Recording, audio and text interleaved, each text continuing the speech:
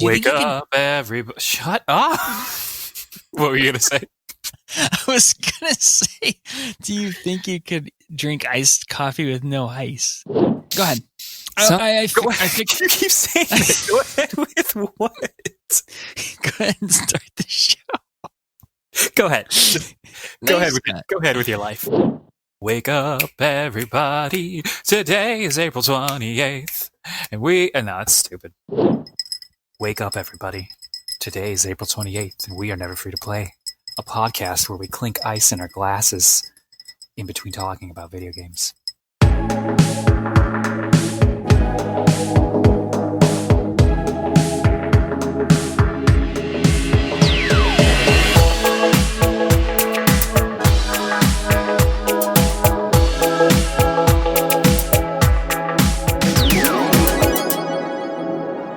Wake up, everybody. Today is April 28th, and we are Never Free to Play, a podcast where we talk about all the video games we wish we were playing. I'm one of your hosts, Ice Clinking Karch Balashti, joined by my co-host, Jason Wright. If you decide you like us, then show us! Prove it! You can find us at neverfreetoplay.com, patreon.com/neverfreetoplay, or on all the other social media where we are Never Free to Play. If you have questions, comments, thoughts, ideas, feedback, please send it to us. Please send it to us at neverfreetoplay@gmail.com. I will take a 6-paragraph letter about how my voice sucks, about how my ice clinks, anything that isn't from Sean or Josh. Just Please. notice us. Notice me, senpai. Now that I've prostrated myself. Jason, how you doing? Dude, that's a weird combo, all of it. I feel like I'm doing really well, and then at the same time, I feel like I'm doing better than I should be doing. And the other thing is, I'm starting to smell so bad that I legitimately think that my underarms smell like onions. Right on, man. Join the club, because I feel like I'm never not stinking anymore. I'm not taking less showers. I know I mentioned a few weeks ago I have a deodorant problem. I'm pretty much on top of it these days, but I don't know. There's something wrong. I mean, you live in Florida. That's what's wrong. It's probably hot. It's a swamp outside, and it's a swamp inside, if you know what I mean. Oh, yeah. I know what you mean, because I shaved everywhere the other day. And I do mean everywhere. Manscaped. Something. Oh, that would have been a really good plug. It would have been. Yeah. But I'll tell you about that later. No. I don't know why I really hate it when they say that. I do. I hate it too, man. I really do. Not the fact that they're plugging something, but I'll tell you about that later. Even though we say something similar when we bring up a topic ahead of time, but we don't know what we're doing. We don't plan to say that. It's true. Build it. But yeah, no. How you doing, man? Oh, that's right. I'm here too. I'm fine. You sound fine. I am.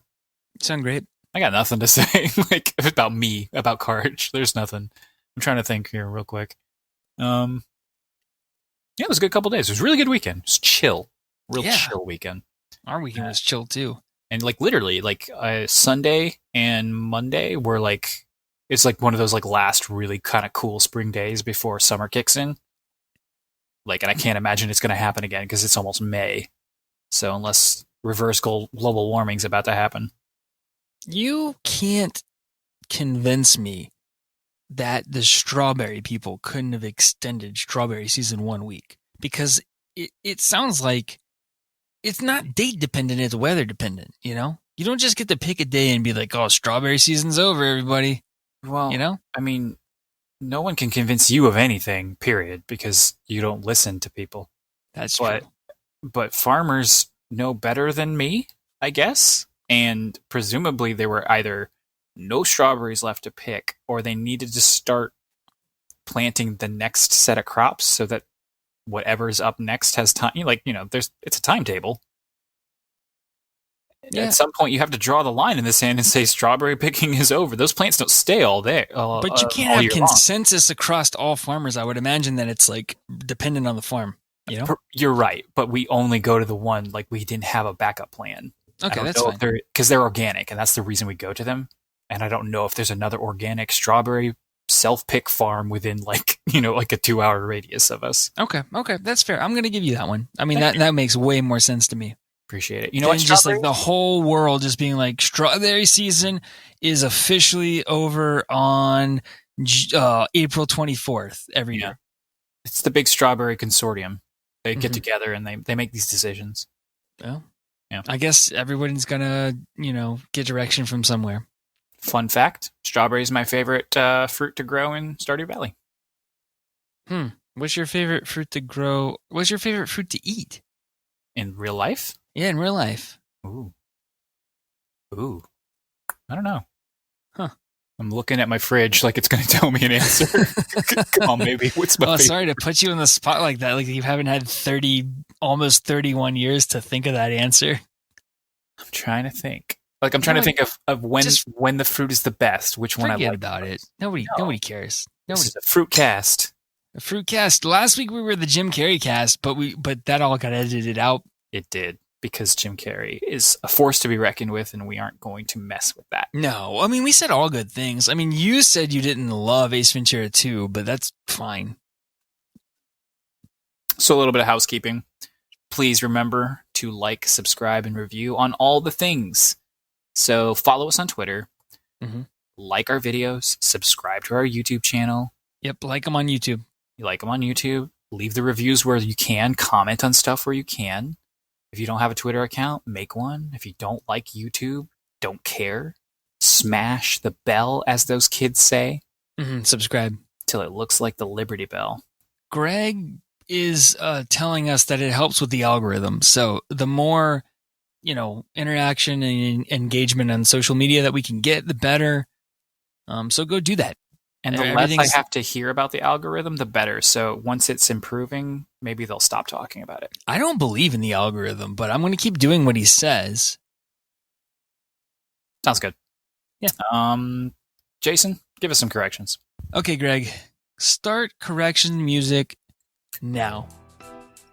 So, apparently when you challenge your 2-person listener base to give you corrections, you receive tenfold what you asked for. We have quite a few corrections compared to the last 2 weeks. So this one was actually self-correction, but I had mentioned, we were talking about choice in games, and I had mentioned how your choice with regard to the Little Sisters in BioShock 1 didn't really have a huge outcome on the ending, but apparently there are 3 alternate endings in BioShock 1. I was totally unaware. This one is really embarrassing. I kind of thought Karch was half joking, and I also had this momentary lapse, but I sung the lyrics, "I'll be there for you," and then Karch was like, "Hey, was that Party of 5?" It wasn't Party of 5. It's obviously it's friends, but don't tell our wives. Please don't tell our wives. I already told mine. Oh, you did? I didn't. So I have a secret, but it's okay because she'll never listen to this podcast, so that's good.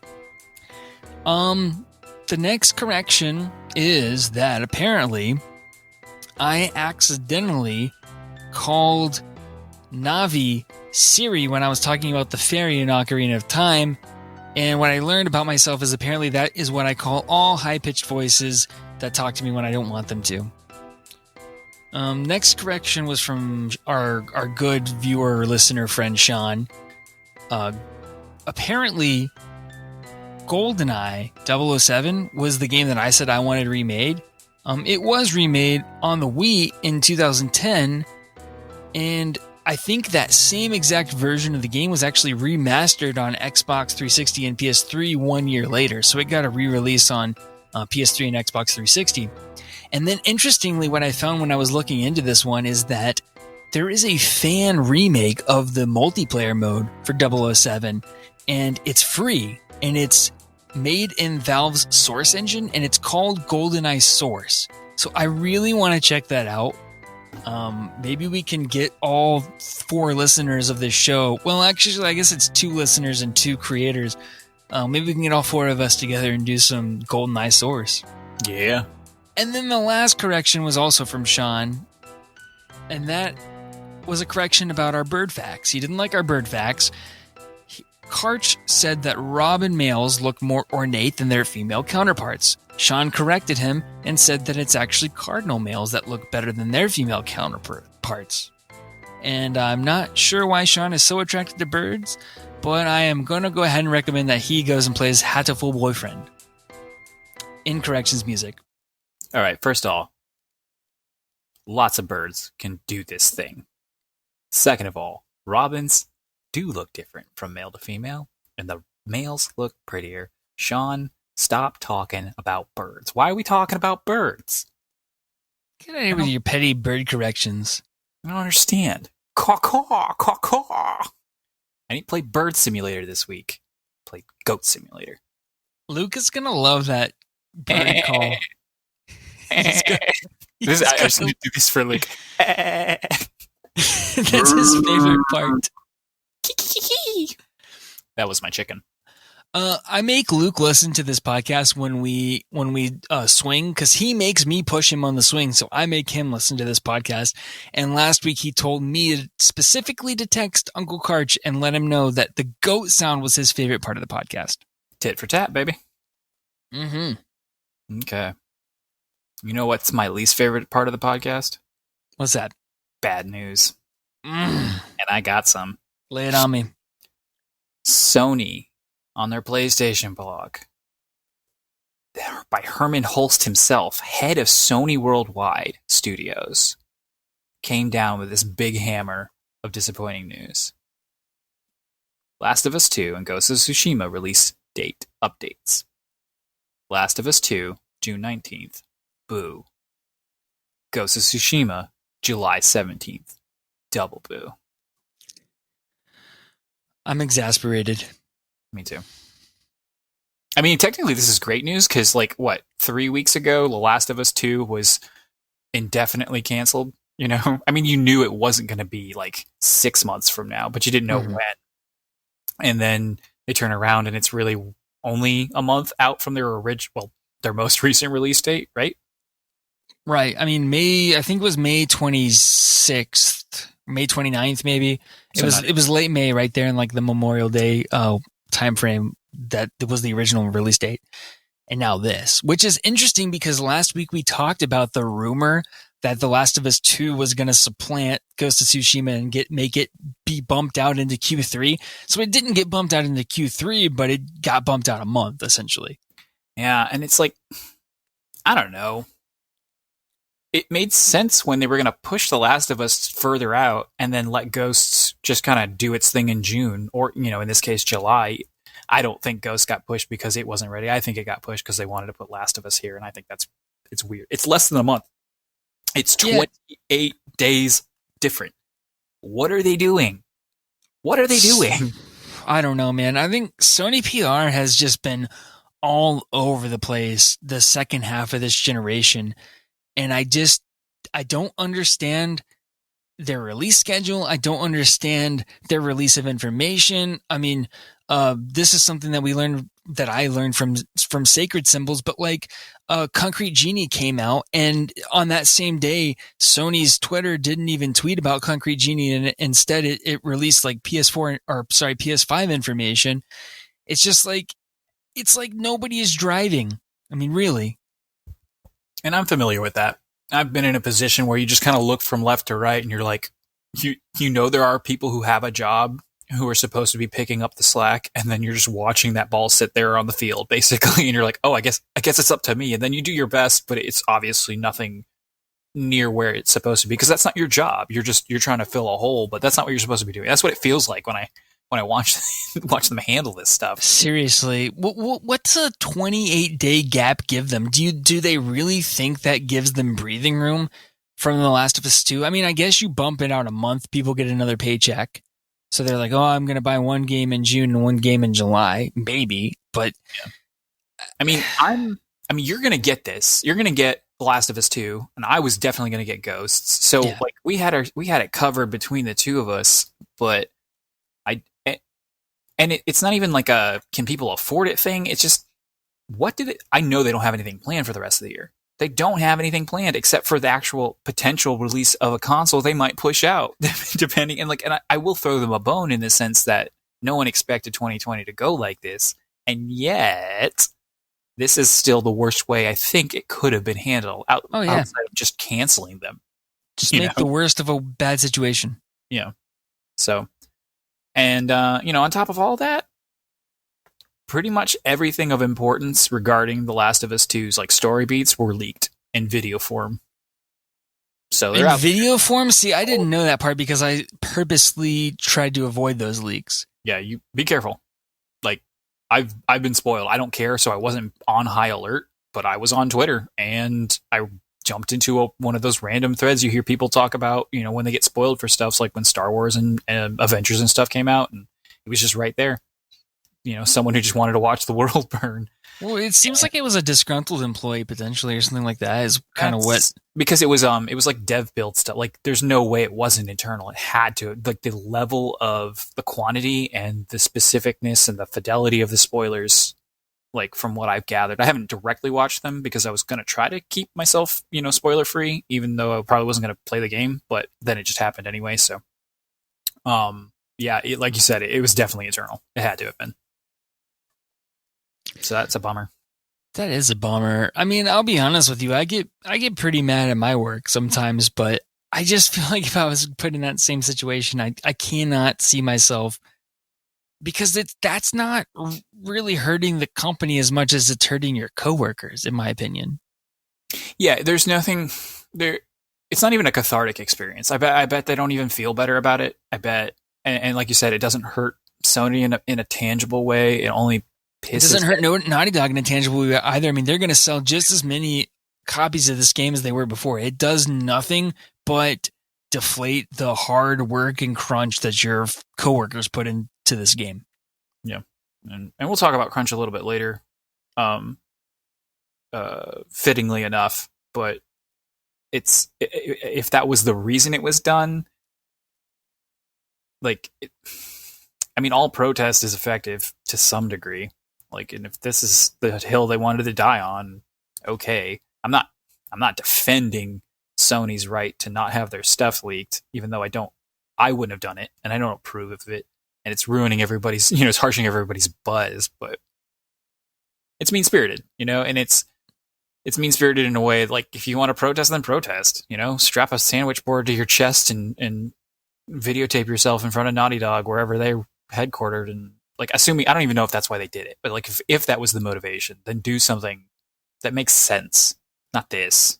Well, and this is the other thing that I don't get about it, because obviously this person is solely responsible for the leaks, but as an online community, why do people proliferate that sort of thing? Like, why did it go viral? Why do we know about it? Why do gamers think the N-word is cool to say? I don't know, man, because they're a bunch of malcontents. I don't get it. And not nipple. That's not the word I'm talking about.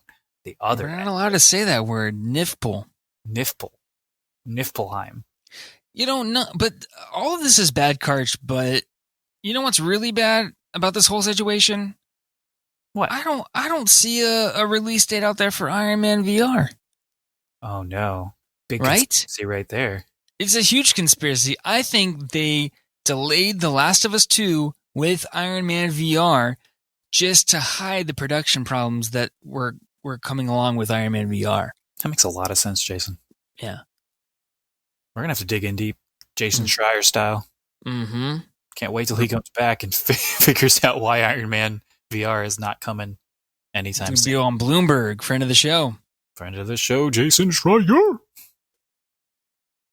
Not friend of the show, leaker. Enemy of the show, I might say. Get out of here. Get out of here, leaker. All right. Next up, Epic gives into Google and releases Fortnite on the Play Store.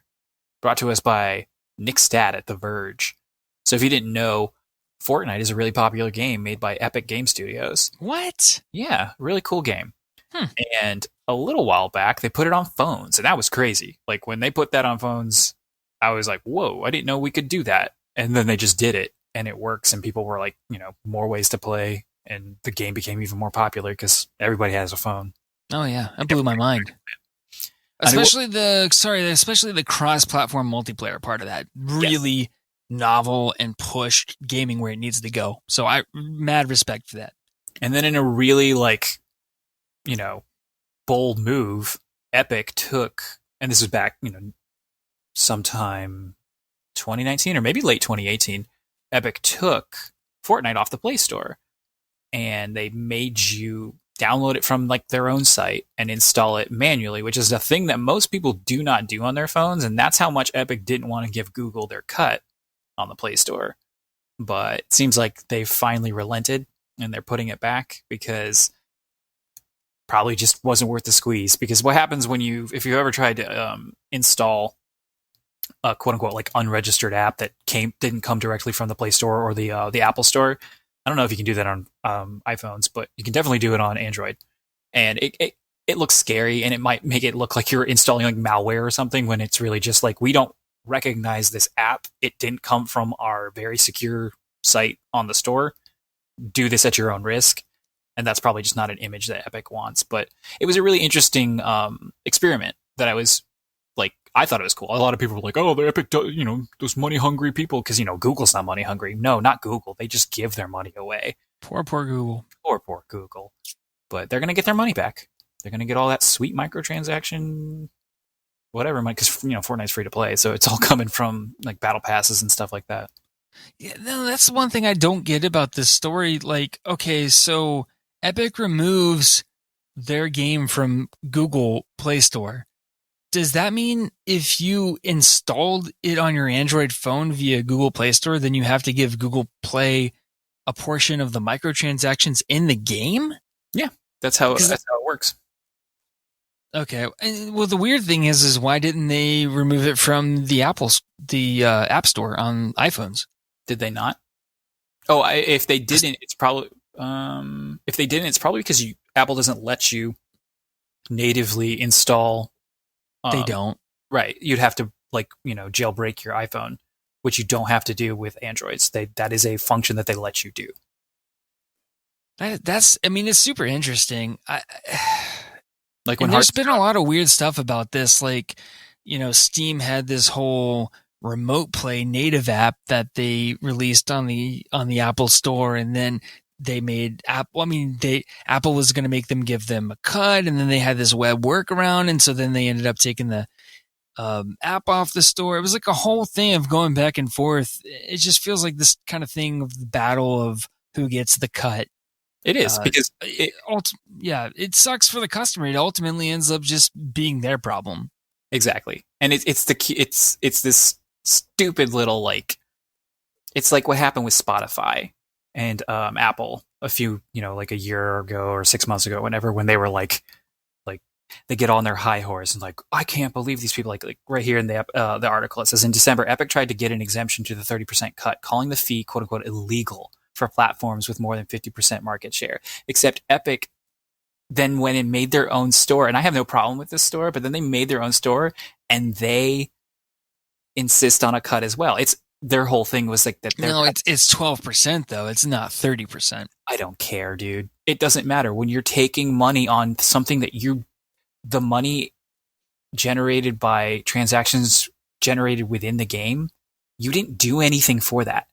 You hosting it on this, on your platform, once the app's been bought and installed, you are not doing anything. I think, there might be some extra security in the, there's definitely credibility and then potentially more security when it comes to the actual payment portions, because then Epic has to be responsible for how that works on their own. But then Epic has to be responsible for how that works on their own. Google's not doing anything. That's true, but then what's to stop a developer from making a free-to-play game, and you go into the game and you basically get a demo, and to buy the game it's $60 or whatever, then you could very easily circumvent, is what I'm saying. Yeah, you're free to. You aren't going to have all... I guess the problem I'm coming at this with is I don't know all the ins and outs as far as the benefits are concerned when it comes to launching your app on the Play Store outside of the obvious ease of access for your potential user base. I don't have to go through some tutorial and a different website to find this game or app. I just go to the Play Store, search the app name or the company name, and find it, download it, boom, I'm done. outside of that, I don't know what additional benefits there are, but anybody is free to do what Epic did. Epic was free to stop using the Play Store, and they did, and it backfired on them, and they're right back where they started. Their argument was disingenuous, and absolutely. Because if they were being, like you say, genuine with the argument, then they should have removed it from Apple's App Store as well. If anything, that's worse because you can't even sideload apps on that platform. Right. Not quote unquote legally anyway. Right. The article goes on to mention how they would have done that too, but they couldn't get around. I think they said something about stringent, securities and restrictions. So, whatever. Stand by your principles and pull it. Welcome home, Fortnite, to the best platform phones have to offer. I'm shaking my head. Jason disagrees. All right. In less money grubbing news, Nvidia flexing hard raises instead of layoffs. Brought to us by Joel Hruska at Extreme Tech, the very famous graphics card and other things. I don't know what else they do, but I know they make graphics cards. Nvidia they're giving out raises instead of cutting people's time or furloughing or laying off. Even their money must be, or business must be good for them, and money must be flowing because they're just handing money out to employees. And I just thought that was a cool little thing to add during these troubling times. Can you say that company name again? Nvidia. That's not how you say that. How do you say it? Nvidia. Nvidia? Nvidia. Nvidia. Yeah. Nvidia. It's like Nevada. Unless I'm crazy, it's Nvidia.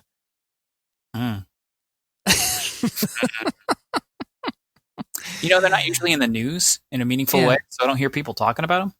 Yeah. Well, that's because you're just a console plebe. I am a console plebe. I don't think I even have an Nvidia. Yeah, you do. I thought you had a 1050. Do you not? I don't know what I have, guy. I had a friend. Man. I had a friend spec it out that wasn't you, and that's before we were friends. Yeah. Not according to the picture my mom sent me today. Oh, don't talk about that picture. Do you want me to put that as a, like a part right here on the YouTube video? No, you said you were going to save it for later when we could do maximum embarrassment to ourselves. That's true. I like a nice little self-destruction sort of thing. No, I mean, this is good on Nvidia because, you'll be honest with you, I think a lot of large companies are playing these shell games with the way that they're counting their compensation, versus their furlough time, and they're basically doing everything they can to get to be eligible for the assistance that the government's providing as part of the stimulus bill, which really irks me. It's for small businesses, guys. I know that they didn't stipulate the number of employees. I know that if you're a manufacturing site and if you have 499 employees, but they're spread across 500 different sites and each site has 499 employees, that you're technically eligible for this money. But if you don't need it, don't take it. And so many companies have gotten caught red-handed doing this. And out of, I guess, good PR / embarrassment, they've had to give that money back or whatever. So good on Nvidia for just doing the right thing. I guess they probably made a little extra money off the cryptocurrency craze and the mining craze of 2 years ago, and maybe they're putting that money to good use. And I know that they're ramping up to release their newest RTX card, the 3000 series this year. So maybe they're just feeling really good about the position they're in and they can do what they need to do. I really respect this because I don't even think my company's handling this the best way that they could. So there you go. Those are my thoughts on it. Ultimate consumer right here. Boom, boom. Way to go, Nvidia. Mm-hmm. Good job, Nvidia. See, you're saying it too. Only because you did. But I'm a trendsetter. See, if we can get people to listen and make fun of us, well, me, for saying it wrong, it'll have all been worth it. All right, last little bit of news. Red Dead Redemption 2 is coming to Xbox Game Pass on May 7th. But wait! Yay, kind of. Record scratch! It's only coming to console. So if you're a lucky guy out there who hasn't bought the game, wants to play it, and has an Xbox, kudos to you. Jason and I, that might be Sean. Yeah, I don't think he did play it. So have fun, Sean. Have fun. It's a big game, though. It's going to take him a while to download. Oh, that's true. You might mess your whole cap up doing this. I mean, you spent 100 gigs. What was the game that was 100 gigs? Whatever. Final Fantasy VII? Final Fantasy VII. Never mind. It's close to it. He didn't download that. It was like 93 gigs. He didn't do that. So maybe you got the bandwidth to do it. All right. So we won't be playing that anytime soon, but we have been playing some other stuff, but not a lot of other stuff. Jason, what haven't you really been playing? I haven't really been playing much of anything, to be honest with you. I played a little bit of Rocket League with Tyler and Matt. Don't poo-poo my fun, okay? Don't judge. Don't judge and don't knock it till you try it. It's a good game. Oh, I tried it. I'm terrible at it. Don't say that it's a bad game because you're terrible at it. I didn't say it was a bad game. I made a fart noise with my mouth. That is a neutral statement. Is it? Is it now? Have you ever farted in anger or joy? Not on purpose, because I can't control that sort of thing. You know? You need to do some exercises, my friend. Do you think Kegels would help with that? Or Kegels help with everything. Can we say Kegels? Ooh, I think we can, because... Is it on the no-no list? I don't think little kids will know what it is, and even if they're, like, old enough to Google, there's no way they can spell that. Kegel. See, that's some subliminal messaging for your son. Thanks, man. So I played Rocket League, and then I played some Sea of Thieves with you and Sean and Robert, which was fun. It was. Josh said he'd love to join if we ever have an empty slot, which I think the max crew size is 4. It is. But you're always so non-committal that if you ever can't make it, I'm going to invite Josh. Yeah, we've played 3 times. I almost didn't make the first one. And then we added Robert on the second and third one, but the statistics are high that someday someone's going to drop out. So get that Game Pass, Josh. Get it. Download it. I don't really have anything new to say about Sea of Thieves. I had a lot of fun with it. You guys were way better at it than me this time. So, like, I wonder why that is. I honestly do too. Why? Did you guys play without me? No. We were just not imbibing nearly as much grog as you were. That's not true. Who else was drinking? Everybody but you. Robert wasn't drinking. Yeah, he was. Not in a meaningful way. Maybe not. But you were racing yourself. No, that's not what it was. My problem, and you can even ask Greg this question, I literally cannot read a map in any game ever, even if there are markers on it. Even if there are markers on it with a thing pointing, giving you GPS turn by turn, I literally I still struggle with maps. I can't do maps, and this game is all about maps and cardinal directions, which I don't do, and ship lingo like port and starboard and other things. Pop quiz, Jason. Port is the PORT's 4 letters left. Thank you, Sean. Yep, PORT. 4 letters in left, 4 letters in port. Starboard's on the right. Starboard. I can't say that word. What's the bow? The bow is the front. And what's the back called? The stern. Why don't you just call it the front and the back? Those aren't ambiguous. Those aren't... We don't really ever refer to the front or the back. Well, anyway, that's the reason. It's like I was on the ship. You guys would race to a thing. Like you went down to the map. Sean did the ship thing. I was up in the crow's nest. Then you guys would land on the island and literally run. By the time I could get down the mast, you'd be like, oh, I have the chest. Oh, that's the problem. You're just stuck up in the crow's nest. Maybe. I mean, seriously, I don't know what the deal was. But I will say this. Yeah, Sean is very industrious in general, but especially in this game. Yeah. And he means business. once that anchor's down, that ship's not moving anymore. Yeah, he's jumping off, and he knows he's really good at finding the treasure. He just boom, he beams in. The one time we didn't find the treasure is because Sean wasn't on the island right away because I could not decipher this. It was 2 sentences. It was like, go to this campfire, walk this place, and then dig. And I couldn't do it because to my credit, I was at a different campfire, and it wasn't telling me on my map which campfire to go to. So, I really enjoyed it. I really liked. Oh, and here's the other thing. I was doing some of the scrub work. I was bailing out the water because somebody crashed the ship into the thing, and I'm pretty sure that person was not Sean. No, Don't remember who it was. It was Sean. Oh, Sean crashed the ship that bad? Yeah. We had a double-decker lower portion of the ship. Like, there were 2 floors below deck. Oh yeah, we lost the ship that one time, didn't we? Oh my gosh! No, that wasn't did. because we got shot at by the bot, the AI, right, the NPCs.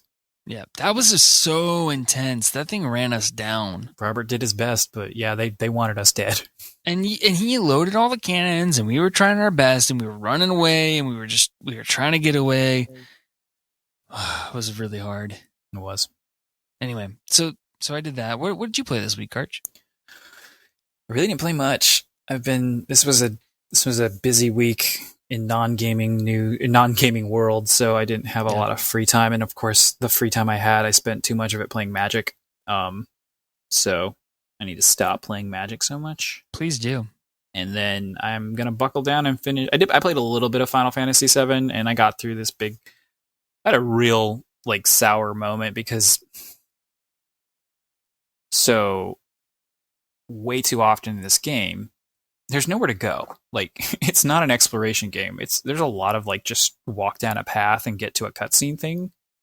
Except what'll happen is you'll run down a path, it'll stop your character from running, and maybe you can walk, or maybe it'll take control of your character just to have 2 lines of dialogue, and then it'll let you walk again, and then immediately stop you again. It does this constantly, and it was killing the flow of this really pivotal scene.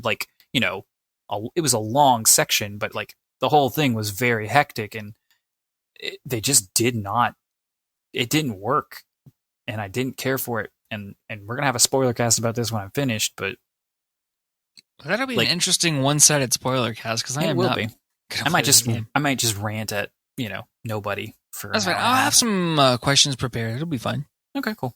But yeah, the moment itself was good, and it was cool to look at, and the boss fight leading up to it was nice. But I had to climb this tower as Cloud basically, and up until that moment, I had at least one party member or more with me for 10 plus hours of the game, and all of a sudden they're like, "Oh yeah, okay, you're by yourself," and except there's these 3 enemies, and I don't know. Sometimes this game feels like Kingdom Hearts, and I think I might have said this last week, but it feels like Kingdom Hearts, except you're not the enemies are from Kingdom Hearts in that they're zip zapping around and they're really agile, except you're not Sora. You don't have the cool aerial attack from anywhere kind of abilities that Sora does. You're really slow, you're grounded, and too many enemies won't take any damage or get staggered whatsoever if you don't do a very specific thing. And sometimes that thing is cast a very specific type of spell. Except I didn't go into the battle with that spell because you took my party members away from me. So what am I supposed to do? I can either sit here for an hour almost while I chip away at their health, or I can die, reset, swap out the spells, because you can at least access your stuff from the party members while they're not there. And I don't know, it's just a huge pain, and I didn't care for that. But we're back on track right now, and I don't know. I think I can knock it out this week, so I think I will. All right. Well, I gave you 1 week to complete it, and you failed. But that's okay. You got another week. I'm going to extend it. You're so gracious. I tried, man. I played a little bit of Batman Arkham City. Or no, nice. Sorry. Geez, Arkham Asylum. My bad. And I really enjoyed it so far. How far did you get? About an hour and a half in. Yeah, but where did you get to? Am I allowed to spoil this game? Yes, dude. It's from 2009. It's 11 years old. If you didn't play it by this point, I apologize. There's nothing. I mean, it's a great game, and I like the story for the most part, but it's nothing you haven't seen from a Batman story in general. There's no earth-shattering. There are moments that are better experienced than talked about anyway. So to say, "Oh, I did this thing," in this cool fight or whatever, or this cool sequence. Like, okay, yeah, you spoiled it, but you didn't really, because that person didn't experience it. So Right. So yeah, and experience this is one of those things like you said, even if I were to sit here and tell you the story, the plot points, it's not a novel. It's not The Last of Us Part 2, right? It is your typical Batman story so far. Mm-hmm. So you're bringing, at the beginning of the game, you're bringing the Joker in. I guess he had committed a crime. Obviously, he had escaped from Blackgate prison, which I guess is a different place. I'm not really sure. It sounds the regular prison. Okay, so he let all of his like inmate friends out, and then they're all being committed to Arkham Asylum. And so you are like wheeling the Joker into the asylum at the beginning of the game, and you don't get to see what happened, like the fallout from Blackgate or the escape attempt or any of that. You don't get to see that. All you do is you get this dialogue between the Joker and the Batman. And he's like, "Oh yeah, that was a little easy catching you. Like, what do you have going on?" And anyway, as you kind of go in and you're wheeling it in, of course, the Joker plots an escape. And then he's kind of loose in the asylum, and you have to go and track him down and figure out what's going on. So I basically got to the part where I got that far, and I'm just trying to do a little bit of containment, damage control, and help some prison guards. And I fought the first little mini boss, which is this crazy looking, I can't even remember. I don't know his name. I don't even know that he had a name. And then they had captured, I think, Gordon, and I found him. So that's kind of how far I am. I'm like an hour and a half in.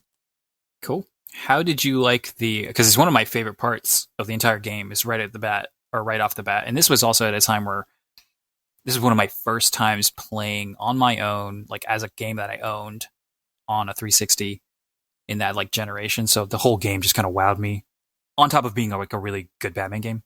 But how did you like the way like they present the beginning with the credits and him walking with the Joker as because he's being wheeled on like a table, very similar to, Anthony Hopkins in Silence of the Lambs, pretty much almost like the same kind of situation.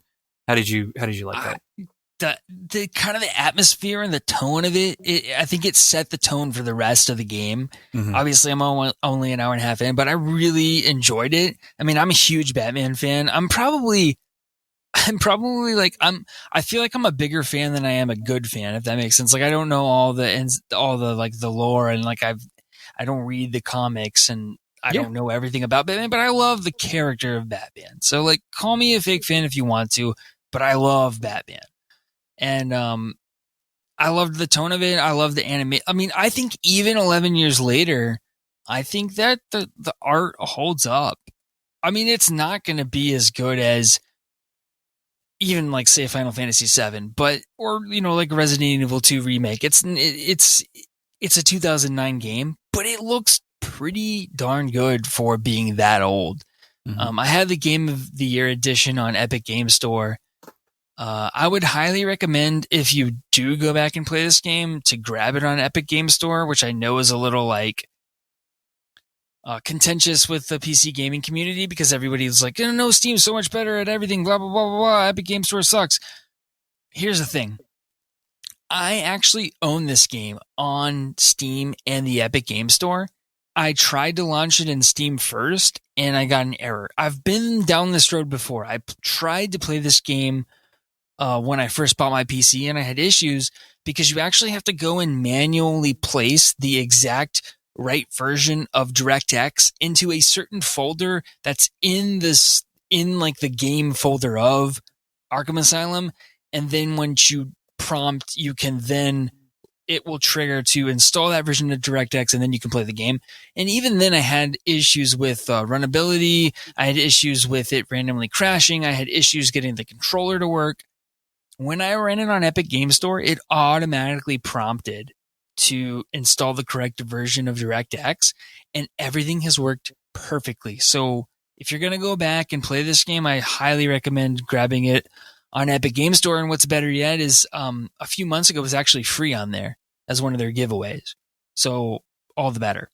That's why I have it in Steam and Epic Game Store. Hopefully you grabbed it if you did. Yeah.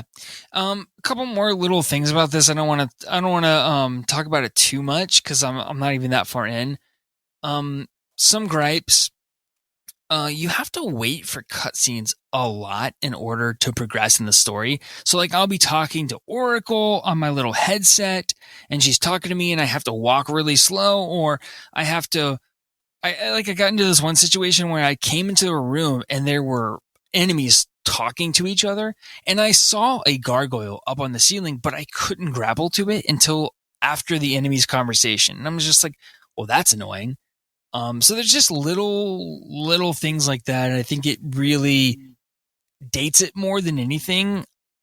So they're minor gripes, but that's kind of frustrating. And then the combat animations are a little old. Like the counter window that you have is extremely wide. I think that doesn't bother me as much because I think ultimately they're trying to give you the sense that you're Batman, that you have this fighting ability. But it can be a little bit weird when you see the icon above the enemy's head that you can counter them. But let's say they're like 12 feet away, and then you'll like go ahead and start the counter animation, but then you'll slide across the screen and counter them. And I'm just like, well, that's weird. It's not as tight as say like God of War, but can you expect it to be? It's like, no. Again, it's an 11-year-old game. For what it is, I'm really enjoying it. I love the stealth aspects of it. I would almost say that the stealth is more important than the combat. For sure. And I love the Metroidvania aspect of it. It's kind of cool to memorize the, even though it's in 3D, but you're doing a lot of backtracking and like, oh, I have to go to this holding room to get this clue or whatever. And you kind of retrace your steps and you memorize this map. And it is a lot smaller of a experience than say Arkham City. And a lot of people appreciated that more from Arkham Asylum. So anyway, overall, I'm digging it. I don't know how far into it I'll get, but I think this is going to be the game I play until The Last of Us 2 comes out. And I'll probably circle back to Half-Life 2, but other than that, this is going to be my flat game for a while. Half-Life Alex. Oh my gosh, thank you. Sorry. Boom. Saved us a correction. Boom. Yeah, I love Arkham Asylum. I like it better than City. City's a really good game too, but City's an open world, or at least City's a sandbox game. In a time where sandbox games aren't really a thing anymore. So that was kind of cool too. Like it's not open world. It's definitely a sandbox, which is kind of a blurred distinction these days, but I still preferred Asylum because of the smaller, tighter Metroidvania style that I went for.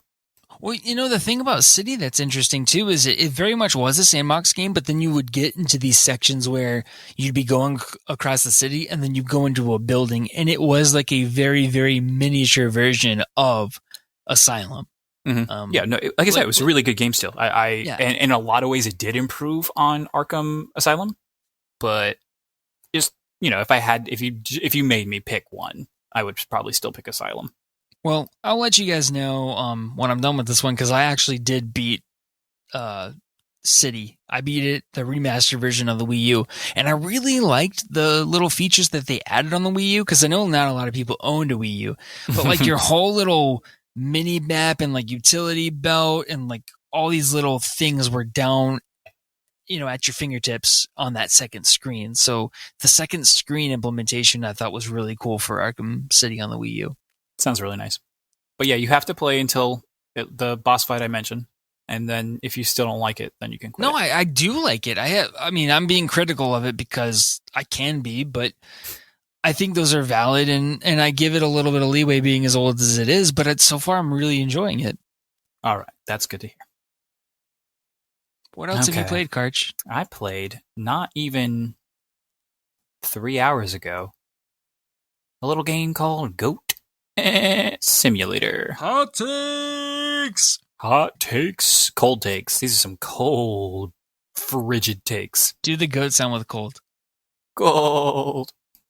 Oh, People man, I'm losing it. I'm losing it. The goat lovers out there. All right, so if you don't know, Goat Simulator is just a goofy sandbox game where you play a goat and you do stuff and you rack up points. And there are collectibles. I thought that was interesting. I was like, oh, hey, there's collectibles. That's pretty dope. So First and foremost, I recorded this, and we'll be throwing this up on our YouTube channel for our very first Let's Play. So that's pretty cool that I got to be a part of that. And you can hear my thoughts. Hopefully, you can hear my thoughts. The game was loud, even when I turned it down. Like the sound I can effects. mix the audio. Don't worry about that. Even if it was all in like the single, whatever. We'll get to that. Yeah, we'll figure that out. So Greg will fix it. Don't you worry. Yeah. So it really makes you feel like a goat in a simulation. You know, they really captured the essence. But it's like this, it's a goofy physics game. I in the beginning of my video, I joked that it was, oh, hey, this is like Tony Hawk, except you're a goat. Because like everything you do, like, gets points, and then there's multipliers, and the points just rack up. And I imagine like, and like as I did things, because I was just stumbling through it, like doing, like, there were prompts to do specific things, like jump over this thing, you know, a bunch at people, and like every time you did something to somebody, they were terrified of you. Like they would start screaming, and the character models are awful, and the goats like it's not a pretty game by any stretch, and the physics are wonky and goofy, and the goats super ragdoll, and then you can enter ragdoll mode. So like, let's say I jump into the air and then I press B to enter ragdoll mode, he just completely loses all sense of control and starts flopping through the air, and then he's just going to hit and bounce or roll or slide or do whatever. I immediately like jumped into, there was like this little like, I don't know, tower, and it had like this little plank like that like spiraled up towards it. So I walked up the tower and I went inside this like hole, and all of a sudden I was in some like weird Gothic church with this demonic throne, and I immediately got like a prompt to go sit on the throne and proclaim my like queenship. So apparently I'm a girl goat. And I did that. Why do you always play girl animal weird games? Why do you keep giving them to me? I don't know. I'm looking for one right now though. So Swedish developer Coffee Stain Studios. I love that name. There's a really funny joke at Putin's expense in there. I won't spoil it, but it's pretty obvious once you see it. And I like that part. I like that part a lot. It was just fun. So just a fun thing you can do. It was the left face button, so like square at a PlayStation controller, will let you lick things. And you get points for licking things. You can just lick anything. And when of course you get points. Who wouldn't get points for licking things? Exactly. When you lick something, your tongue gets stuck to it, and it'll follow you. That includes people. And that was really fun, because then you could drag people and swing them around, and you could jump in like a circular motion, and the thing that was stuck to your tongue would kind of like just loop around you, and basically you would be playing jump rope with that thing, and then the points would rack up even more. So again, Tony Hawk, Pro Skater, but with goats. Interesting. My apologies. If you watch the video, you can hear my wife in the background rifling through pans in the cupboard and making a bunch of noise and turning on the garbage disposal. She had no idea I was recording, because even though I said I was recording, she must have thought I was joking when I was playing a goat game instead and just talking to myself, apparently. Because why would you play a goat game and talk? She probably just thought you lost your mind. She probably thought I was playing with you or something. There are multiplayer components. That's too. Fine. I'll make cookies. My husband's going crazy. They were good cookies too. But she was very embarrassed. I wish I could somehow like go back in time and capture her face and splice it in the video, but either way, the cookies were delicious. I think I mentioned already, the game's $10. It's, you know, or it comes with Game Pass. That's how I played it. Don't buy this game. Do not buy this game. Not even for $10. Do not buy this game. It's stupid. It's stupid fun. I remember when it came out, there was like a huge, at least a cult following, because like the memes were aplenty, and people just couldn't stop talking about this game. But even when people like, even if it's because of comedic reasons, you kind of assume there's still some substance there. There is no substance here. This is a game that exists to have a good laugh with your friends. But like to say like, I play Goat Simulator and I think it's one of the best games, it's just not that kind of game. That's not what it's for. Well, you know, that's kind of what's interesting about these types of games, because you get a game like Untitled Goose Game that literally won some outlets' Game of the Year, and it just makes you wonder. Like, I heard good things about Goat Simulator, like I legitimately did. So I'm probably, if you made me play it, I imagine I would have similar thoughts to what you had. So it's just kind of interesting. these like highly touted indie games or whatever. Right. Let's see. It came out in 2014, so that's not as long as I thought. It's a bit more recent than I realized, but it's on everything too. 6 years. Yeah, but it shows. And right. and to your point about Untitled Goose Game, that was a very intentional, like, it was cute and it was funny and lighthearted and the premise was very silly, but like, that's a game. That is a video game with a very specific goal and intention, etc. Goat Simulator is just have fun in this horrible physics sandbox thing where you're a goat. Like, it's a fever dream that they threw up on the, Steam and then eventually other consoles and stuff and said, have at it. And, it struck gold in at that time and place, and people loved it. It's got a 9 out of 10 on Steam. Like, that's a really good rating for this game. I mean, I'm sure it has a lot of ratings too, so. Yeah, for sure. But, I don't think I even played an hour. I couldn't get through it. No, I mean, I don't blame you. And when you lose this week, I can't wait to see what we're going to pick. Oh my gosh. But Karch, that wasn't your only gaming gripe of the week, was it? No, Jason, it wasn't. I have introducing our new segment, Gaming Gripe of the Week. Wow. So, I've got a bone to pick with Nintendo. I was thinking, I didn't want to play Animal Crossing. I didn't want to play Fire Emblem. I didn't want to play Stardew Valley. I wanted to play something old. I wanted a classic in my hands, something that made me feel good, that I probably played before, so I could feel familiar. And so I said, hey, the Nintendo Switch online service comes with NES games and SNES games. I'm going to go pop in and take a look at that. And I was just reminded about how static and stale that list of games has become.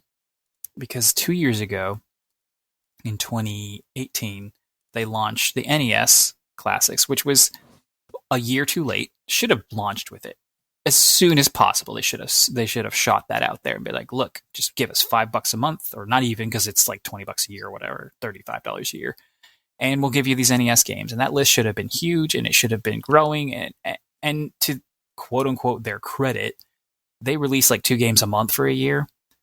But once the SNES games came out, which was a very small offering, they immediately said, hey, we're not going to be releasing games every month, and we don't know when we'll be releasing games. And I think a total of 5 games have come out for either service, for either of the consoles, since the SNES launched 7 months ago, back in September.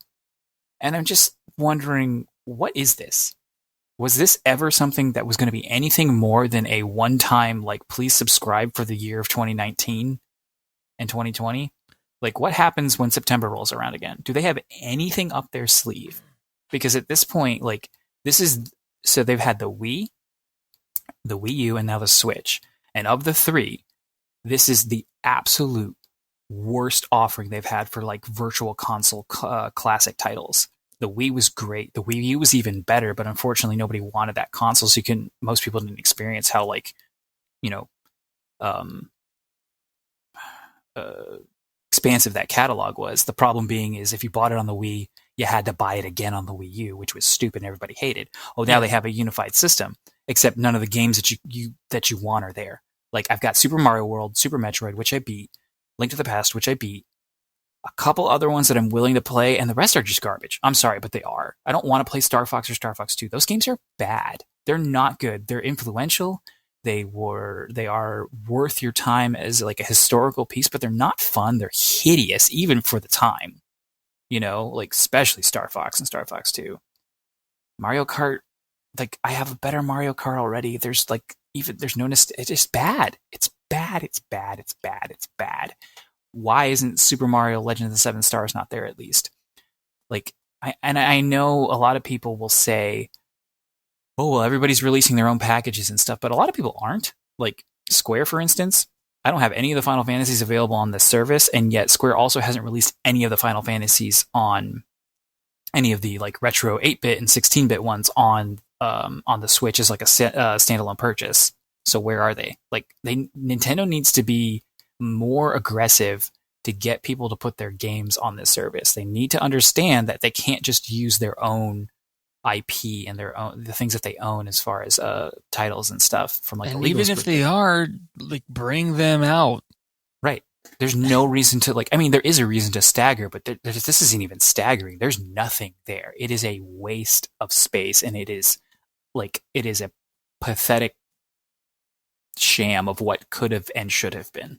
I totally agree. I mean, I feel like this one, the model had so much promise because in my head, is when they announced this, I was thinking Netflix for games with Nintendo games. And honestly, I mean, maybe it was naive of me, but I thought, okay, first year NES, second year SNES, and then see where it goes. Maybe we even get into N64 and GameCube games emulated. There's no reason why we couldn't. No, because they went up as far as Game Boy Advance, and that's the other thing. You didn't even mention Game Boy Advance. There's a huge catalog of games. How fun would it be to play Advance Wars on the Switch, man? Without having to pay like $20 for a remake.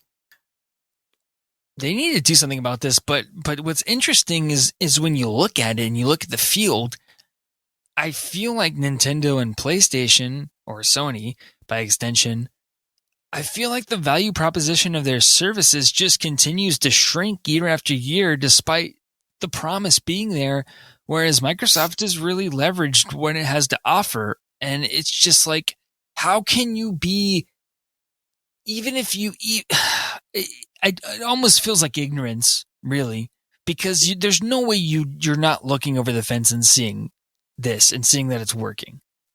So then what's the bottleneck of doing more? What's the bottleneck? I mean, because like even with PlayStation Plus, they used to give out Vita games and they used to give out PS3 games, and so you would get up to like 5 or 6 games a month. You would get 2 Vita, 2 PS3, and 2 PS4, and then they slowly tapered that off as the generation progressed. But they never replaced it, so they stopped giving out PS3 games. Then they stopped giving out Vita games. And now they're just giving out 2 crappy PlayStation 4 games a month. They have this whole PSVR catalog sitting there, waiting to be absorbed. And they just do nothing with it. And I don't understand it because, I've heard other influencers say this, but maybe you don't care to have a PlayStation VR, but maybe over the course of the year, if you were to obtain, 2 VR games a month, so by the end of the year, you have 24 VR games, and when you make the investment of $200 into a PSVR, and then you have this instant catalog to go play. It almost seems like a little bit, I don't want to call it a loss leader, but it makes sense. It makes business sense. I know I'm kind of segueing from Nintendo into PlayStation. I think they're both making really bad decisions with their services, and it doesn't make any sense given all the capability that they have. Agreed. Like, I have a soft spot for older games. Like, earlier today, I was like, man, I need to finish Final Fantasy VII, because if I don't, I'm going to bust out my my SNES Classic and play something on that, because I've got an itch that I need to scratch, and I'm tired of having to do it the wrong way, of having to play it on my PC first and foremost. I don't want to play my older Super Nintendo games on my PC. I want to play it on a console because that's where they feel right, and I don't want to do it quote unquote illegally. I will if I have to, and I'll put it on my Vita, but that's not where it belongs. And I'm willing to pay. I'm already paying, the Nintendo Online fee. I'm already paying for these various things, and it's just like, I don't know. Like, the gaming industry in general needs to figure out really how much is their IP worth to them when it comes to their older titles. Do they really think that I'm not going to buy the cool souped up version of Final Fantasy VII when I can play the old one for practically free? Because the answer is no, because I bought it last year on Nintendo Switch, and then I bought Final Fantasy VII Remake this year, and I'll probably go back and play the original after I'm done with Final Fantasy VII Remake, because I'm broken. But my point is, we need easier access, more permanent easier access to older games. And I'm not talking about just last gen or even 2 gens ago. Well, maybe 2 gens ago at this rate, because we're almost into the next gen with, PlayStation 5 and stuff. But like, it shouldn't be that hard to. It just shouldn't be that hard. Like, I want to play Wind Waker, but I don't want to have to drop $150 to get a Wii U, because that's going to be the easiest way to play it. That's just stupid. Nobody has this problem except video games. And I understand it is a unique problem, and it is not an easy hurdle to overcome. But at the same time, we've been having this conversation, we as in me and my friends and you and our friends, as the industry at large. Figure something out. I think I mentioned this like one of our earliest episodes. Sell me the license to your game, but let me own it indefinitely. And then let me find a way to play it. And then but sell me, I don't know, just like figure out unofficial emulation, Yeah. But they just won't do it. No, and it makes you wonder, like, we've kind of talked about this before, but it's not a technical limitation. There's something that I guess maybe we're not thinking about, but it's got to be like an accounting thing or a business model thing, or there's got to be some reason why this isn't happening. And it transcends, I think, logic, really. Agreed. That's all I have to say about it. So that was my rant. Do you have any rants to this week, Jason? No, I think I'm going to save my rant for another week. Never a bad time to do it. All right. So we're done ranting. Let's get into some questions. Let's do it. First question comes from Sean. It says, "Hey fellas, this one occurred to me while reading an article on Kotaku about Rockstar's crunch culture. What do you think the outcome of this will be? Should we expect more delays? Games released in a more episodic structure, like say the recent Hitman games, to allow more development time while still releasing, or do you think nothing much will change? Thanks, Sean." Thank you for the question, Sean. Jason, how do you think crunch is going to affect, or rather the light that's been shined on crunch, how do you think that's going to affect the next generation, basically, that's coming up? So if you had asked me this question, say 4 months ago, and let's say we were saying pertaining to Rockstar specifically, I would have said, well, they're going to make some superficial PR move changes, but then we'll slip back into business as usual. But in, say, like this post-COVID-19 environment, it makes you wonder, will there be a, let's say, maybe even global emphasis on work-life balance, given the fact that this virus really has made us slow down and appreciate the small things, and, shown us we can work from home in some fields. And I would certainly think in a development environment where you're mostly relying on tech, there should be things you could do remotely. And, part of me wants to believe that maybe that's the silver lining in all of this, but the cynic in me says that our corporate overlords will never let that happen. So don't worry, crunch probably isn't going anywhere. That's how I feel about it. I think let's have this conversation in 18 months, and I think everything goes back to the way that it was. What about you? Crunch isn't going anywhere as long as you don't solve the problem that crunch creates. And it's a multifaceted problem. One that exists in all forms of software development or project management, for that matter. If you have a project that you need to complete within a certain time frame using a certain amount of resources, it is going to get delayed. Almost always.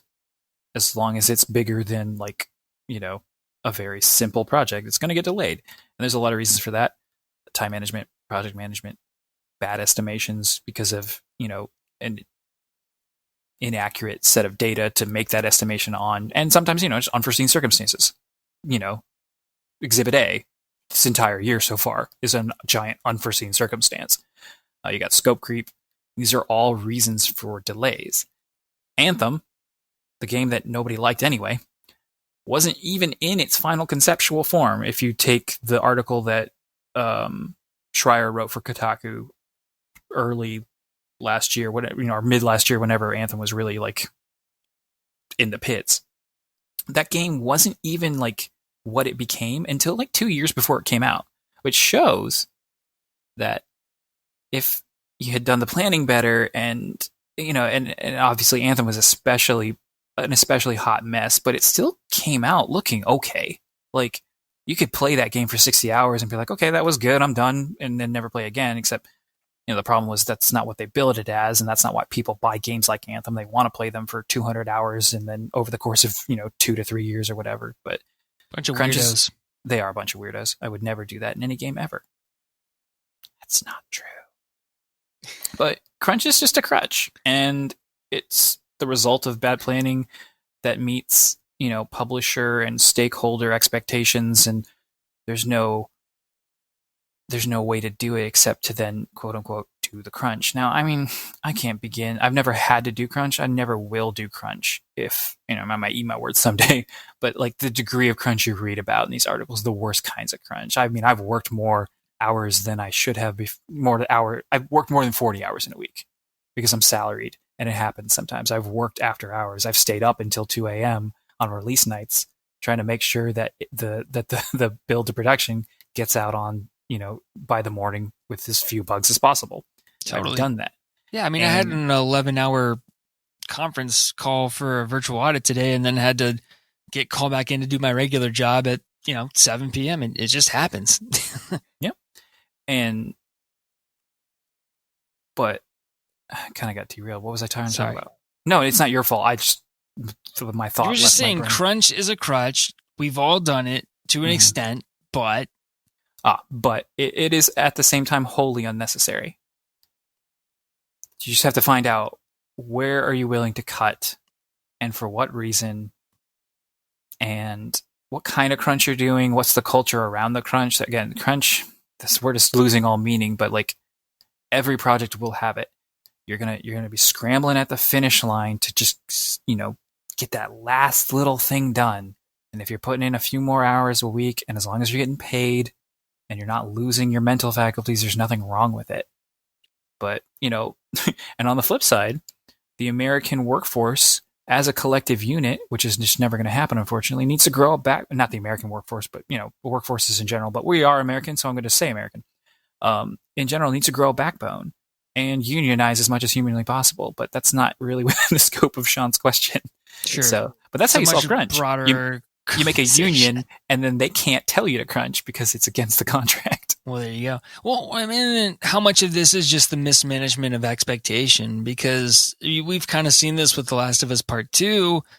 I'm sure they're crunching, but what did they announce?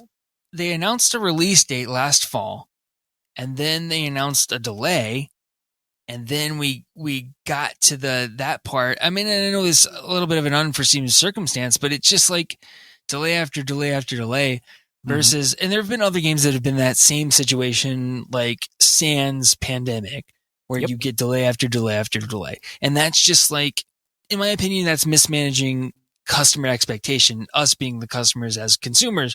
Whereas you get something like Fallout 4, people wanted that game forever and they were clamoring for it. And I know I mentioned this last episode, so maybe I sound like a broken record, but how cool was it that they basically had the game ready to go? Nobody knew. And it's like, boom, Shadow Drop. This is going to be here in 3 months.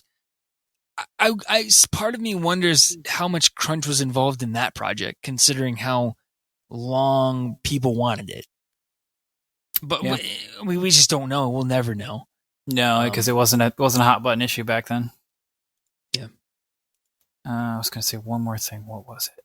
Oh, right. I don't like to compare games to movies often, but again, a project is a project. And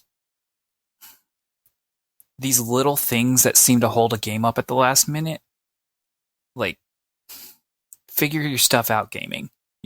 Gaming industry, figure it out, because movies sometimes get stuck in production, production pits basically, and they never come out. But for the most part, people turn movies around if they're focused, financed, and motivated. And you can't always have all those things line up, and I understand that. But a game like The Last of Us 2 or like Cyberpunk lacks for none of those. There is no lack of motivation. There is no lack of finance or interest, or artistic vision. So at some point somewhere, somebody's dropping a ball really hard. And if you need more people, spend money on more people. Stop being so cheap. if you need more people, get more people and pay them what they're worth. Because until I start seeing your profits dip into the low millions, I don't care anymore. It's like, because it's like you haven't proved that you needed to not hire more people to get your product out faster. And guess Agreed. what? You get more products out at a faster rate. You're going to look better than your competition. You're going to have more games for you, assuming the quality remains in it. I'm not saying like Naughty Dog specifically has to make more games, but Sony as a platform and publisher and, owner of development studios, it has this, position in which they could do more. And, I'm an ignorant idiot who knows nothing about business or the video game industry as far as the other side of things aside from playing them. So what do I know? But it always just kind of seems to come back to money and not wanting to spend it, wanting to make all of it. And I'm tired of trying to come up with solutions and listen to excuses that aren't, oh, have we tried spending more money? Oh, that's not allowed? Well, I don't care anymore. I feel no sympathy for you or really anybody involved in this anymore. Well, I mean, and especially as game production starts to kind of converge with movie production in that it's a lot of digital effects, it's a lot of motion capture, it's a lot of post-production. I mean, you would think, and here's the other thing, movies are often operating under a more transparent developmental process because you hear about these projects years in advance. That's true. And they still somehow managed to hit it. So, yeah. I mean, you got me there. I have no idea. Yeah. So, apparently I had two things to rant about today. You go. All right. No, I'm saying that was the second rant. I know. I'm saying you go, man. Oh, you go, like you go, girl. Way to go. Way to go. Like you go, girl. Or you go, goat. You go, goat. Go. Luke's gonna love this episode. Love you, Luke. Next question from Josh. Thanks for the answer last week. Both those games would be fantastic remakes. That was in regards to what we would want remade. Jason said GoldenEye, and I said KOTOR 1 or 2. All right. So Josh's question reads as follows. Jason, answering GoldenEye for a remake sparked this. GoldenEye wasn't the first FPS, but in a way it did start to define the modern FPS. What is a game you feel that had a similar impact on defining the genre that it is a part of? So I guess we can kind of talk about this together because I'm reading the doc here and it looks like you and I had very similar answers. I just want to start by saying that Drake once said, "It ain't about who did it first, it's about who did it right." Preach. Who's Drake? You're killing me, kid. So yeah, I mean, it's kind of interesting if you think about it, how many times first-person shooters have been quote-unquote reinvented in different ways. So like for me, when I was thinking about this question, I was thinking about like, we talk about defining what a modern first-person shooter is. I would even argue that first-person shooters have even evolved beyond quote-unquote modern first-person shooters or what we consider them to be back in that era. We had games like the original Halo come in and reinvent what we thought a first-person shooter can be. And then I would say even further, like Halo, I think lended itself to a lot of mechanical aspects of first-person shooters, but then Half-Life 2 showed us how you could weave in narrative and incorporate that. And then I would say even further than that, I think if you look back on this in 10 years, we'll probably be talking about Doom 2016 and how it evolved that genre even further. So it's interesting when you go back and look at the history of games and the evolution of games. I think you do see these pivotal projects that really move that whole genre forward. It's really just interesting to think about. So that's kind of what I said. What about you, Karch? I don't think they're going to look back on Doom. Really? Yeah, I mean, Doom is like kind of like, I would consider Doom the culmination. And I mean, it does a few things on its own. What Doom does better than define the genre, in my opinion, is it basically, remake Doom. Bring Doom to the modern era in a way that makes sense and is really fun and awesome. But I'm not going to just sit here and tell you how wrong you are. Yeah, don't. because I agree with you, especially about the Halo part. I never played it. Still haven't played it. I tried playing the Master Chief Collection and it kept bugging out and crashing on me. I'll try to get back to it later at some point, but I did watch it shaped like the next, once it came out, I watched it shaped like the next 6 years of console gaming landscape because it didn't just reinvent a genre. Halo defined the trajectory of what kinds of games were made, how they were made, whether they were actually first-person shooters or not. They all had, because it had such a important part in bringing multiplayer to the console gaming space. While I just watched from the outside and played JRPGs with my anime waifus. But who's laughing now, Master Chief? Because Final Fantasy VII is on top and Halo 6 is what? Where? Or Halo Infinite, whatever it's called. Can't just do that. Can't just go from numbers to infinite. Stupid. But yeah, it's like, I feel like genres and gaming in general, like, literally gets redefined every couple of years. Like, well, for sure. Like, The Last of Us came out and told, and again, redefined what a cinematic game looks like. But before that, it was Uncharted, and before that, like, everybody's like iterating on themselves and their competition and contemporaries. Sure. In sense that God of War, yeah, which in my opinion is a better.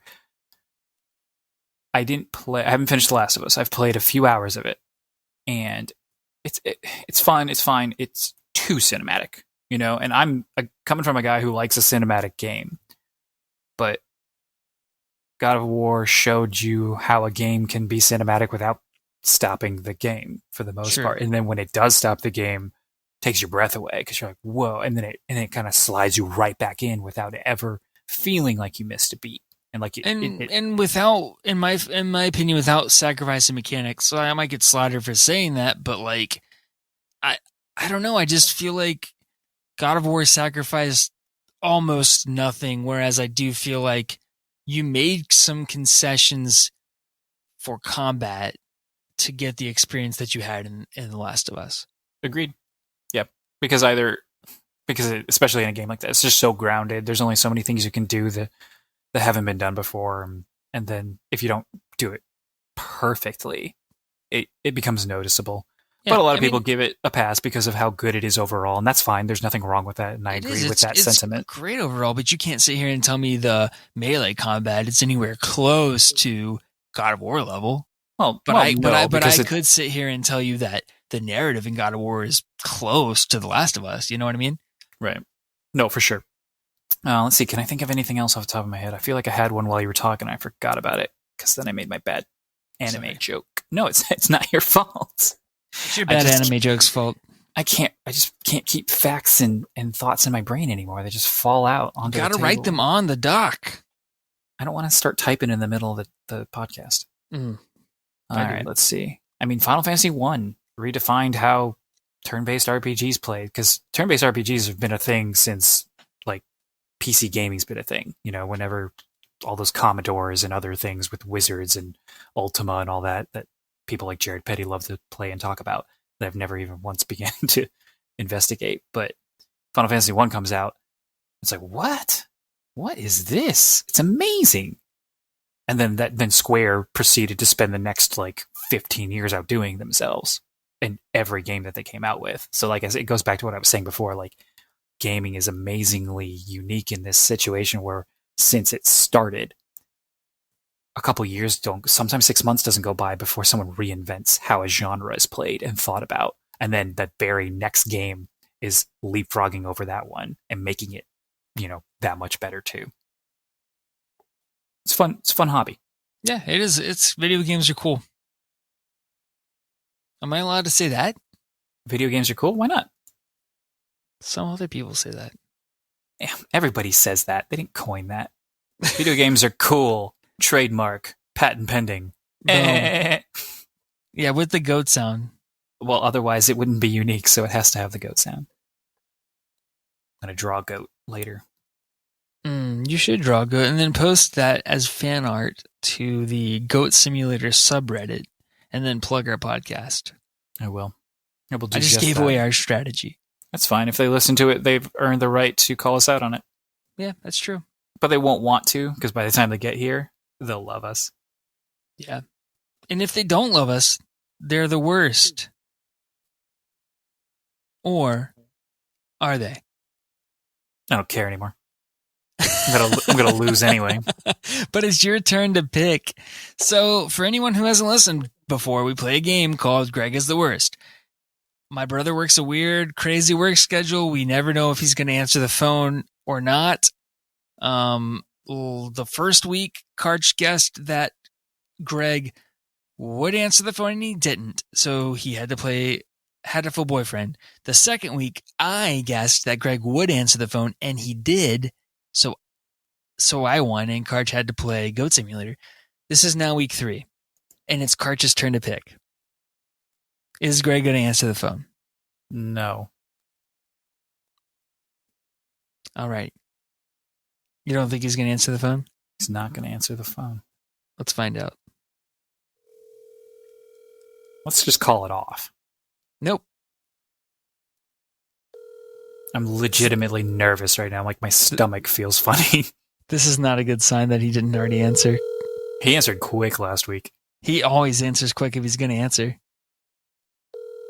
Yes. Oh, jeez. Oh, no. Yes. Come on, dude. Don't do this to me. Hi, you reached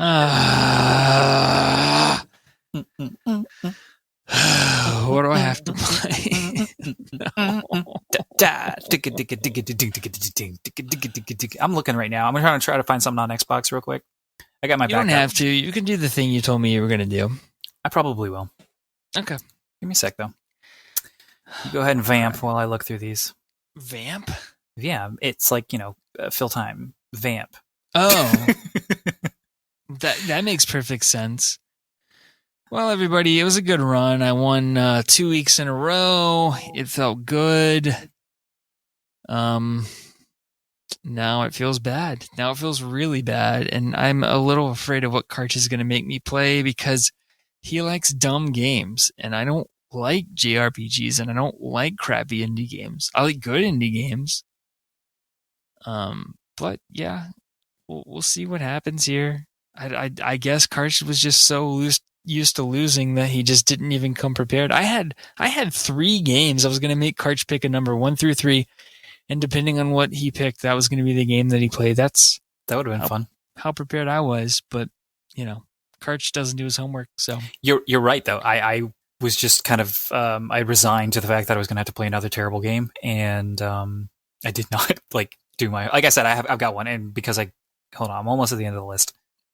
I threw my phone across the room, and I hope you're happy, Greg. And now I don't even know what's going to happen. Okay. Ooh. Oh, snap. Oh, yes. Okay, I just found it. You're so lucky that I found this one instead. Is it on Xbox? It's on Game Pass. Game Pass, okay. So, you are going to play Yakuza. No! Kiwami for Windows 10. Oh, man. Now, this is great because this is a good game by some certain objective measures, but Jason's going to hate it so much. Do hate it. Or he might not. Because I've never actually played a Yakuza game, and I've always meant to. So I'm looking forward to this Let's Play. I'm going to watch it with a critical eye and see if I can, if I'll actually enjoy this. Because I'm afraid I wouldn't. But am I going to play Yakuza 0 or Yakuza Kiwami? Kiwami, because that's like the remake of the first one. Okay. Sounds even worse. It's 50 gigs. I don't even think I have enough to clear something out. Dude, I don't even know if you're going to get to gameplay within an hour. What do you mean? I don't know how the game works. It could be. They're kind of long. They're not like 100 hours long, and they're full of side quests that you can, and like side quests and mini games and stuff that you can just ignore if you want to. But I'm pretty sure it's a fairly, cutscene heavy game. So that makes me want to cry. So good pick. Thanks. Okay, well, you'll be praying for Kingdom Hearts when this is done. Yeah, I mean, I really wish you would have just given me Kingdom Hearts or Final Fantasy VII because I was mentally prepared for those, and I'm not mentally prepared for this. Well, you've got all week to procrastinate like I did both times. No, I'm going to play it this weekend. So yeah. All right. Anyway, all right. I just before we close though, I just wanted to shout out to Kyle Bossman and Easy Allies Mm. because he had his last podcast and he is no longer a member of Easy Allies. Again, a totally mutual, amicable, if not sad and end of an era kind of departure, but it's very moving. And I wish him and them all the best. I will be following both of them still, so it doesn't matter, but just wanted to send those good feelings and vibes out there because I felt a lot of emotions when I watched. I watched. I usually listened to their episodes just via podcast, but I did watch this one. Killer send off. I don't remember if I told you, but he was doing this thing where the last 4 weeks he was just having listeners send in the last lines in video games, and then he was going to pick his favorite. And he ended up going with one. Some of them are ridiculous, like Sonic the Hedgehog endings, which were really funny. If he was gonna those were gonna be the last words he said on a podcast, but he ended up picking an actually really good one that was directed towards him and said by somebody else on the podcast, and it was just really moving. So, good luck, everybody. I can only hope that one day when we end this podcast, it's as moving as that. Exactly. Well. On that note, that's all we have for this week, guys. You can find us at neverfreetoplay.com or patreon.com/neverfreetoplay. Go subscribe, leave reviews on your favorite podcast service. I hope you guys all have a fantastic week. We will try, but we are never free to play.